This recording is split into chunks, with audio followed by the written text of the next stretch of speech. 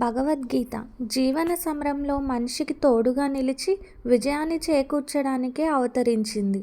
కురుక్షేత్ర యుద్ధభూమిలో అర్జునుడు తన బంధువులను, గురువులను చూసి చలించిపోయి నేను యుద్ధం చేయలేను అని ఆయుధాన్ని కింద పడేసినప్పుడు కృష్ణుడు అతని కర్తవ్యాన్ని గుర్తు చేస్తూ చేసిన బోధనే ఈ గీత. గీతాసారం మొత్తం మనిషిని భయం నుండి బాధ్యత వైపు, అజ్ఞానం నుండి జ్ఞానం వైపు నడిపిస్తుంది. దీనికి ముఖ్యంగా 3 సిద్ధాంతాలున్నాయి. మొదటిది కర్మ సిద్ధాంతం. మనం చేసే పనిపై మనకు అధికారం ఉంది, కానీ దానివల్ల వచ్చే ఫలితం మీద మనకి నియంత్రణ లేదు. ఫలితం గురించి ఆలోచిస్తూ పోతే భయం, ఒత్తిడి కలుగుతాయి. అలా కాకుండా ఫలితాన్ని దేవుడిపై వదిలేసి మన పని మనం నిబద్ధతతో చేయడం శ్రేయస్కరం. రెండవది ఆత్మతత్వం.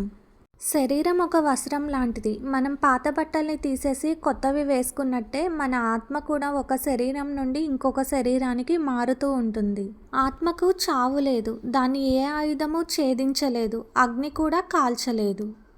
మూడవది మానసిక స్థితి, స్థితప్రజ్ఞత. సుఖం వచ్చినప్పుడు పొంగిపోకూడదు, కష్టం వచ్చినప్పుడు కుంగిపోకూడదు. లాభ నష్టాలను, జయాపజయాలను సమానంగా స్వీకరించిన వాడే నిజమైన యోగి.